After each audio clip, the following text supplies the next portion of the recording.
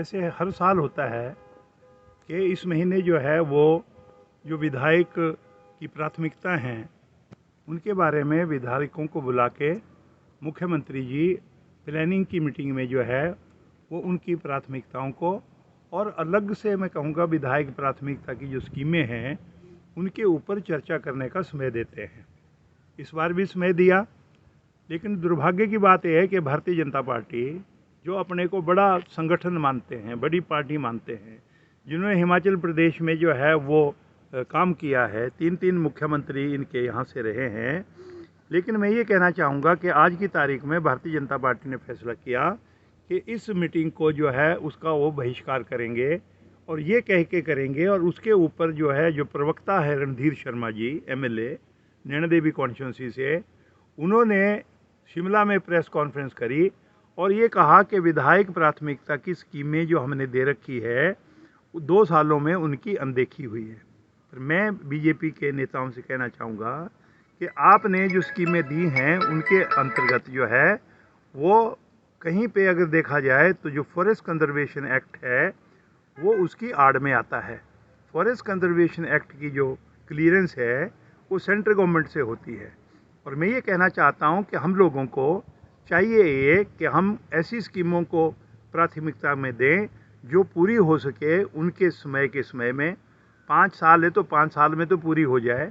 लेकिन अगर मान लो ऐसी स्कीमों को देंगे जिसकी फॉरेस्ट क्लियरेंस फंसी रहेगी या कोई और अड़चन होगी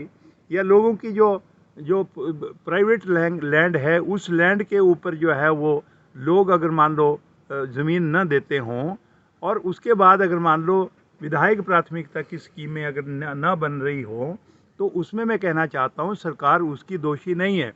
और मैं ये भी कहना चाहता हूँ कि आज तक जितनी स्कीमें हमने दी है लॉन्ग थोड़ा सा रहा, क्योंकि इसलिए भी रहा कि उसमें जो है वो फॉरेस्ट क्लियरेंस लेते लेते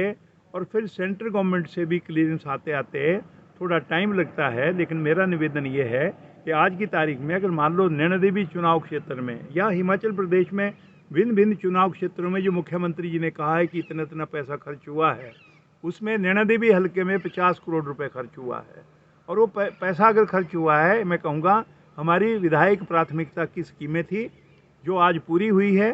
कांग्रेस के समय में पूरी हुई है, बीजेपी के समय में वो पूरी नहीं हो पाई थी क्योंकि वो फॉरेस्ट कंजर्वेशन एक्ट आड़ में आता था। इसलिए मैं कहना चाहता हूँ कि इस प्रकार की जो छोटी छोटी बातें हैं उनको प्रजातांत्रिक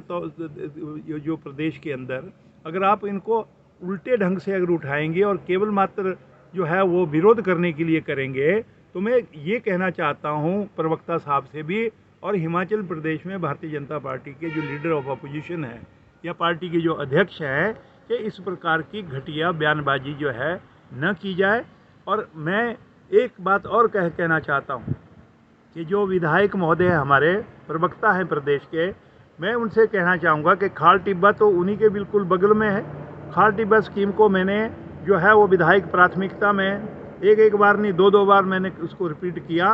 लेकिन आज की तारीख में जब ये विधायक बने, जब इनकी भी सरकार थी, कारण क्या है कि उसके ऊपर जो है वो खाल टिब्बा की सड़क क्यों नहीं बन पाई। इसलिए मैं उनसे कहना चाहता हूँ कि कृपया करके खाल टिब्बा की स्कीम को बनवा लीजिए, क्योंकि उसमें जो शर्तें हैं उनको अगर मान लो पूरी करने के लिए आप कहें सेंट्रल गवर्नमेंट से कि हमारी ये दिक्कत है उसको पूरा किया जाए। इसलिए इसको जनरलाइज अगर किया जाएगा तो उससे नुकसान होगा। प्रदेश में मुख्यमंत्री और हिमाचल प्रदेश की सरकार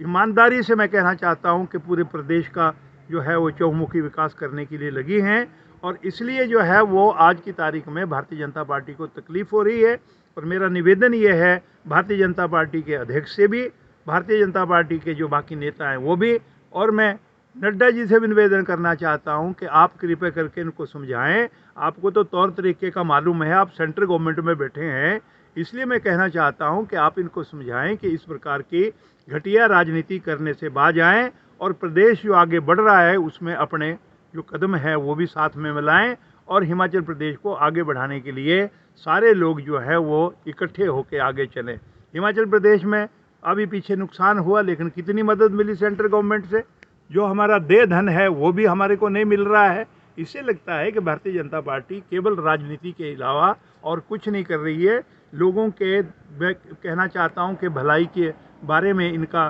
दूर से भी कोई रिश्ता नहीं है और इस प्रकार से जो है वो लोगों को जो है वो मिसगाइड करने के लिए इस प्रकार की जो है वो घोषणाएं हो रही हैं। तो इसलिए मेरा निवेदन है कि कृपया करके भारतीय जनता पार्टी के नेता इन सारी बातों के बारे में सोचे, मनन करें और प्रदेश को आगे ले जाने के लिए जो है ना इकट्ठे होके जो है वो कदम बढ़ाएं।